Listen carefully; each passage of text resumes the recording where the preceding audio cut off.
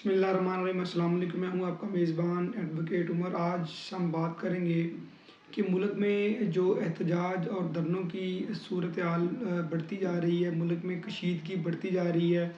اور ملک میں توڑ پھوڑ کا جو ایک سلسلہ شروع ہوا ہے اس پہ ہم بات کریں گے اور اس کی روک تھام کے لیے کیا کیا عملی اقدامات کیے جا سکتے ہیں،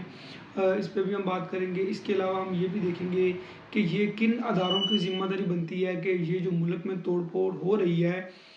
اس کی روک تھام کے لیے عملی اقدامات کیے جائیں۔ پہلے ہم بات کریں گے کہ ملک میں یہ جو توڑ پھوڑ ہو رہی ہے، دھرنے دیے جا رہے ہیں، احتجاج ہو رہے ہیں، اس کی روک تھام کے لیے کیا عملی اقدامات کیے جا سکتے ہیں۔ پہلے ہم بات یہ بھی ڈسکس کریں گے کہ یہ کیوں کیے جا رہے ہیں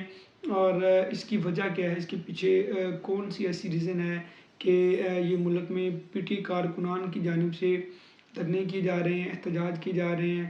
اور توڑ پھوڑ بھی کی جا رہی ہے۔ تو اس سارے معاملے میں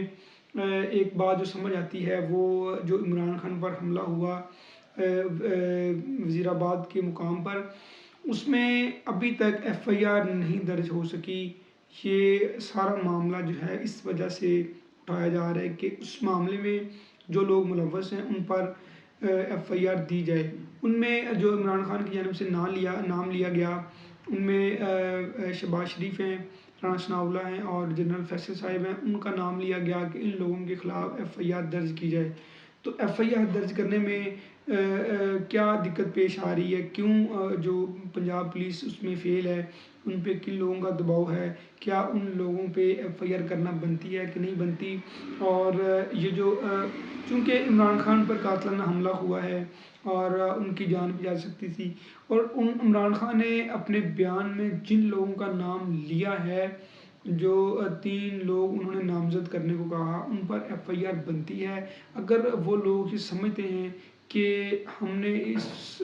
اس حملے میں ملوث نہیں ہیں تو وہ انویسٹیگیشن میں، وہ ٹرائل میں بری ہو سکتے ہیں، اس میں تو ایسی کوئی وہ بات ہے ہی نہیں۔ لیکن یہ جو ہے کہ ان پر پرچہ نہیں دیا جا سکتا، ان پر ایف آئی آر نہیں کٹ سکتی، یہ بات غلط ہے۔ اور جو پی ٹی کارکنان ہیں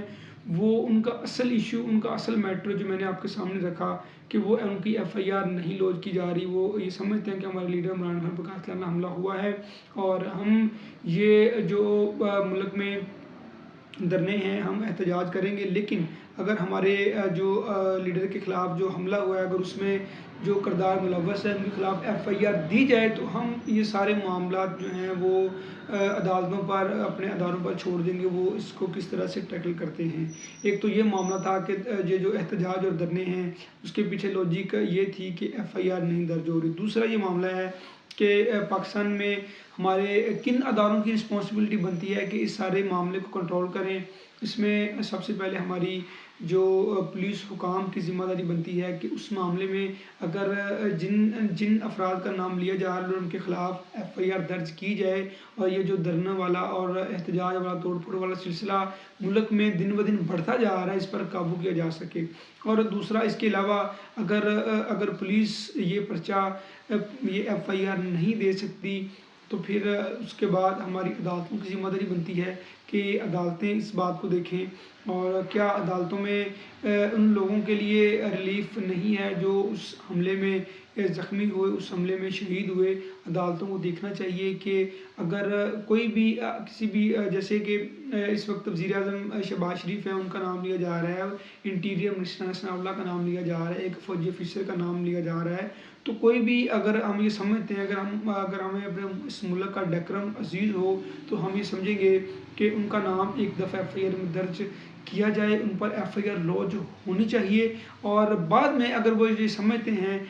چونکہ یہ ابھی کوئی کسی کو سزا تو ہو نہیں جانی، لیکن یہ ہو سکتا ہے کہ وہ انویسٹیگیشن میں یا وہ ٹرائل میں خود کو بری ذمہ کروا لیں، وہ پروو کریں کہ ہم اس حملے میں ملوث نہیں ہیں، اور ہماری عدالت عظمیٰ کو، جتنی بھی ہماری عدالتیں ہیں ان کو کوآپریٹ کرنا چاہیے اس معاملے میں، تاکہ ملک میں یہ جو انتشار کی صورتحال پھیلتی جا رہی ہے اس کو کسی نہ کسی ایسے طریقے سے کنٹرول کیا جا سکے تاکہ جو پی ٹی کارکنان ہیں ان کو بھی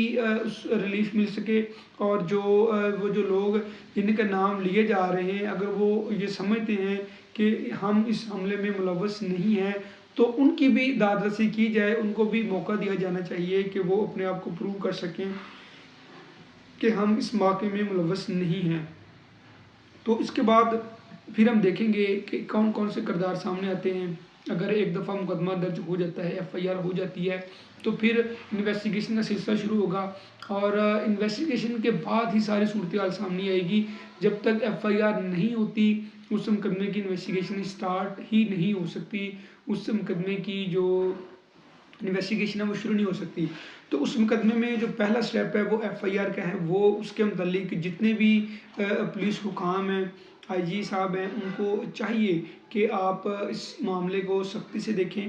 اور اس معاملے میں جو بھی افراد ہیں ان کے خلاف ایف آئی آر دیں، اور پھر جو بھی آنے والی ڈیٹیلز ہوں گی یا ان کے بارے میں جو بھی تحقیقات سامنے آئیں گی اس کے مطابق ان کو ریلیف دے دیا جائے گا۔ ابھی اس سٹیج پہ ان کے خلاف ایف آئی آر دینا ان کا جو ان کے خلاف بنتی ہے، اور ایف آئی آر ہونی بھی چاہیے ایک دفعہ ان کے خلاف، تاکہ اگر وہ یہ سمجھتے ہیں کہ ہم اس میں ملوث نہیں ہیں تو وہ پھر بری ذمہ ہو جائیں گے۔ اور اگر